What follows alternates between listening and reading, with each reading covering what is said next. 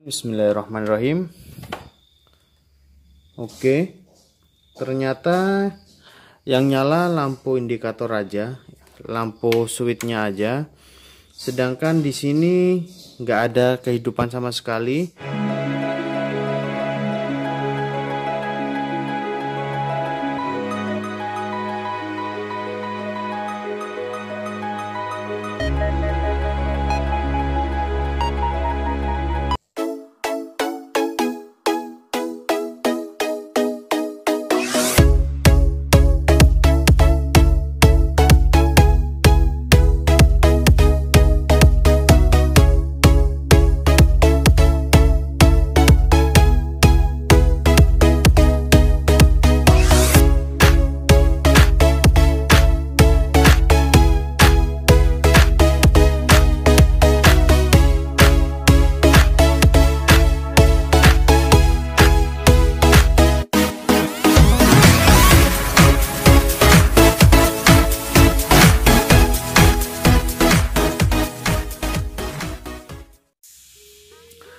Oke, assalamualaikum warahmatullahi wabarakatuh.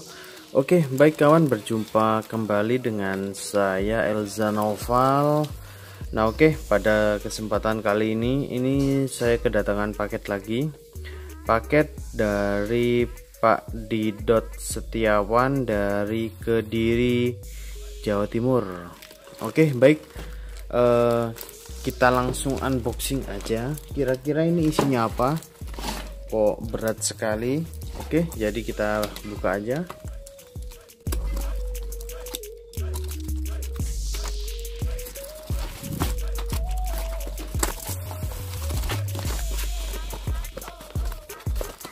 Dalam ya.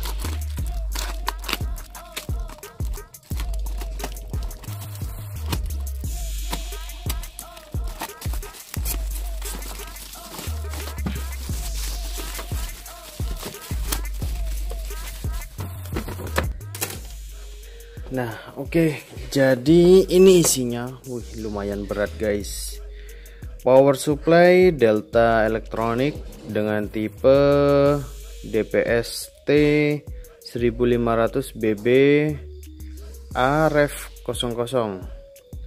Oke, lumayan besar ini power supply-nya. Baik, ini kita coba nyalakan aja. Kira-kira mau nyala atau kalau rusak, kira-kira kerusakannya seperti apa. Oke, posisi on. Baik, ini akan saya nyalakan. Bismillahirrahmanirrahim. Oke, ternyata yang nyala lampu indikator aja, lampu switchnya aja. Sedangkan di sini nggak ada kehidupan sama sekali, tidak ada tanda fault atau observation. Tidak ada, jadi lampu indikator benar-benar mati. Baik, akan saya bongkar aja ini power supply-nya. Oke. Nah, oke kawan, jadi setelah saya bongkar itu kondisi power supply-nya tuh seperti ini. Baik, jadi power supply-nya tuh sangat buluk ini kondisinya. Ini kotoran di mana-mana.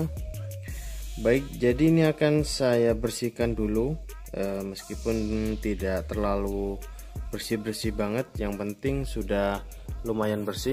Ini kalau bisa dilihat nih, kotoran di kaki-kaki MOSFET-nya. Nah, kotoran itu juga bisa menyebabkan kerusakan pada power supply. Oke, jadi akan saya bersihkan dulu total, baru nanti kita coba nyalakan. Oke.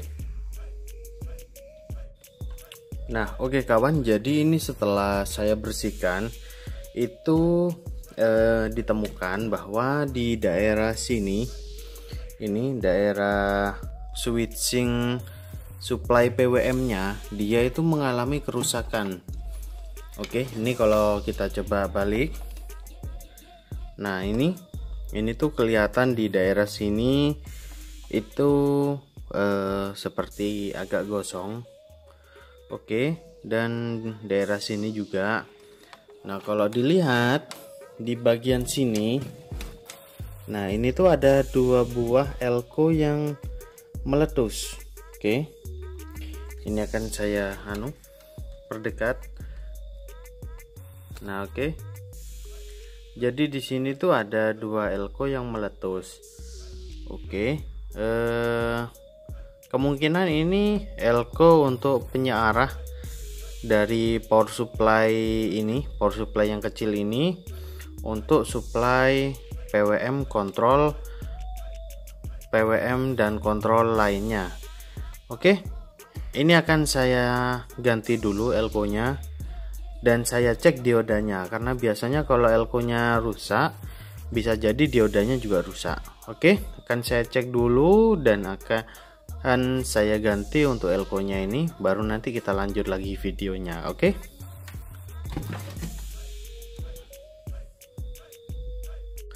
Nah, oke kawan, jadi ini power supply delta, yang power supply untuk sistem kontrolnya dia itu rusak. Oke, jadi dia menggunakan IC ini ICE berapa ya, lupa serinya. Oke, jadi karena PCB yang ada pada IC ini, jadi PCB tempatnya IC ICE nya dia itu PCB-nya udah mulai berkarbon karena mungkin pemakaian yang terlalu lama dan suhu ruangan yang tidak terkontrol, sirkulasi udara yang gak bagus. Nah, akhirnya IC-nya panas berlebih sampai itu PCB-nya itu berkarbon. Jadi PCB-nya udah mulai menghitam. Ini udah saya beri IC yang baru, tetap nggak mau jalan, dan akhirnya solusi terakhir ini saya lakukan gacunisasi. Oke, jadi untuk sistem switching pada power supply, untuk supply sistem kontrolnya kita menggunakan gacun 5 kaki, gacun 5 kabel. Soalnya gacun 5 kabel itu dia bentuknya lebih kecil, jadi bisa lebih ringkas kalau ditaruh, dan dia sistemnya sudah lengkap, ada feedback dan supply PWM.